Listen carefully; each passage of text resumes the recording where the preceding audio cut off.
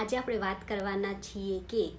જેમ જેમ ઉંમર વધે 40-50 એવી રીતે તમારી જે પાચન શક્તિ છે એ નબળી પડતી જાય છે, ડાયજેશન પાવર ઓછો થતો જાય છે. એના લીધે 50થી ઉંમરના જે પણ વ્યક્તિઓ હોય છે એની એક જ ફરિયાદ એવી કોમન હોય છે કે એ લોકોને ભૂખ નથી લાગતી. બીમારી કંઈ પણ ના હોય છતાં પણ દર્દી એક જ ફરિયાદ કરતું હોય છે કે એમને ભૂખ શા માટે નથી લાગતી, એમની પાચન શક્તિ નબળી થઈ ગઈ છે, ડાયજેસ્ટ જે પણ થોડું ઘણું જમે છે ડાયજેસ્ટ થતું નથી. તો એના માટે તમારે 50ની ઉંમર પછી એવું શું કરવું જોઈએ કે જેથી કરીને તમારી પાચન શક્તિ એકદમ સારી રહે, એની આજે આપણે વાત કરીશું. તો ચાલો જાણીએ. Improve digestion after age of 50. હા, 50ની ઉંમર પછી તમારે હંમેશા જ્યારે પણ તમને રિયલમાં એટલે ખરેખર ભૂખ લાગે ત્યારે જ તમારે ખોરાક લેવા માટે બેસવું જોઈએ. અને એવી જ રીતે પ્રવાહીમાં છે, તમને જ્યારે પણ એવું લાગે કે હવે ખરેખર તમને તરસ લાગેલી છે ત્યારે જ તમારે કંઈ પણ પ્રવાહી પીવું જોઈએ. જો તમે આ ટેવ પાડશો તો તમને વગર ભૂખ્યે જે તમે જમવા કે કંઈ પણ પીવા માટે બેસી જાઓ છો અને પછી તમે નિરાશ થઈ જાઓ છો કે તમને ખરેખર ભૂખ નથી લાગતી, તો એવું પણ ઘણા લોકો સાથે થતું હોય છે. એટલે માત્ર તમારે હંમેશા ધ્યાન એટલું રાખવાનું છે કે જ્યારે ખરેખર તમને ભૂખ કે તરસ લાગે ત્યારે જ તમારે ખાવા અને પીવા જવું જોઈએ.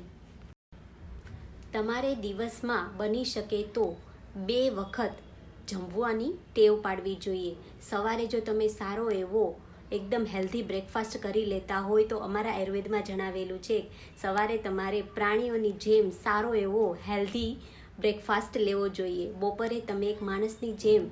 સમતોલ આહાર લઈ શકો છો અને રાત્રે બીમાર માણસની જેમ તમારે હલકો નાસ્તો લેવો જોઈએ. જેમ જેમ આપણી ઉંમર વધે છે તેમ આપણી ડાયજેશન જે પાવર હોય છે એ ઓછો થતો જાય છે. તો તમારે એની સાથે અનુકૂળ સાધવા માટે દિવસમાં જો 2 વખત તમે પૌષ્ટિક અને સાદું ભોજન લઈ લેતા હોય તો તમારે રાતનો થોડો હળવો નાસ્તો અથવા તો કંઈ પણ દૂધ છે અથવા તો હળવું કંઈ પણ હોય જે સરળતાથી પચી જાય અને તમને ઊંઘ પણ આવી જાય એવી રીતે તમારે ખોરાકમાં ટેવ પાડવી જોઈએ. હવે જો તમને આદત હોય તો 7 દિવસમાં કોઈ પણ એક દિવસ તમારે એવો પસંદ કરવો જોઈએ કે એમાં તમે થોડો માઇલ્ડ ફાસ્ટિંગ એટલે કે ઉપવાસ કરી શકો, જેમાં તમે સારા ફળો અથવા તો ફ્રૂટ જ્યુસ લઈને તમારું જે શરીર છે એને ડિટોક્સ કરી શકો. એટલે કે આખા વીકમાં આપણે જે પણ બહારનો કે ઘરનો જે પણ ખોરાક ખાધો હોય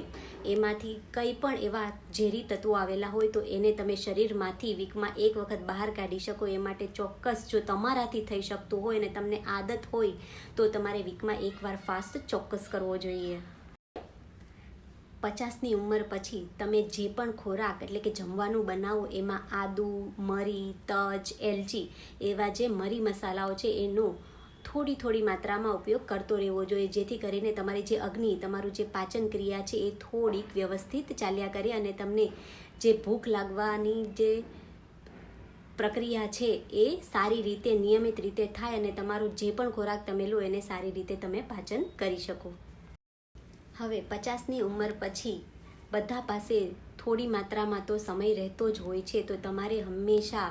જે પણ તમને ફાવતું હોય, જો તમને ચાલવાનું ફાવતું હોય, તમને કસરત કોઈ ફાવતી હોય, તમને યોગા ફાવતા હોય, આમાંથી જે પણ તમારા શરીરને અનુકૂળ હોય, જે કંઈ પણ જો તમને બીમારીમાં એ અડચણરૂપ ના હોય તો તમારે કસરત છે, યોગા છે અને સામાન્ય રીતે ચાલવાનું છે એ તો તમારે તમારા જીવનમાં 50ની ઉંમર પછી રોજ તમારે એડ કરી જ દેવું જોઈએ, જેથી કરીને તમે શરીરથી અને મનથી બંને રીતે હેલ્ધી રહી શકો.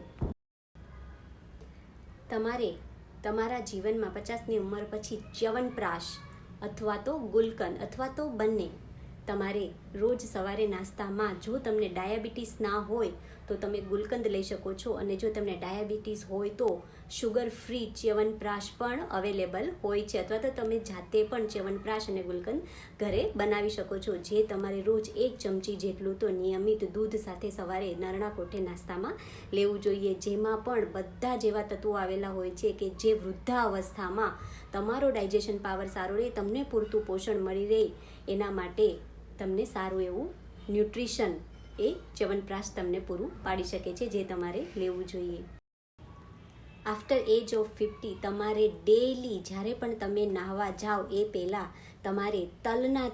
કાળા તલના તેલની માલિશ શરીરે હંમેશા કરીને જ નાહવું જોઈએ, કારણ કે વૃદ્ધાવસ્થામાં આયુર્વેદ મુજબ શરીરમાં વાયુનું પ્રમાણ વધારે હોય છે, જેના લીધે જ તમને ભૂખ નથી લાગતી, ઊંઘ નથી આવતી, વિચારો આવે છે અને તમને અશક્તિ લાગે છે. આ બધા જ લક્ષણો વાયુના હોય છે. આયુર્વેદમાં જણાવેલું છે કે જ્યારે આપણે બાળકો હોય છે ત્યારે આપણા શરીરમાં કફનું પ્રમાણ વધારે હોય છે, આપણી યુવાનીમાં પિત્તનું પ્રમાણ વધારે હોય છે અને આપણી જે વૃદ્ધાવસ્થા છે એમાં વાયુનું પ્રમાણ વધારે હોય છે.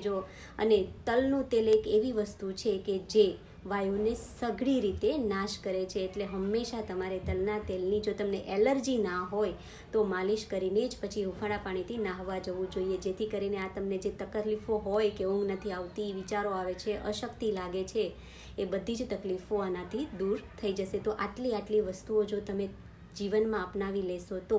તમારી જે તકલીફ છે કે ભાઈ પાચન શક્તિ નબળી થઈ ગઈ છે, એ ફરિયાદ તમને નહીં રહે.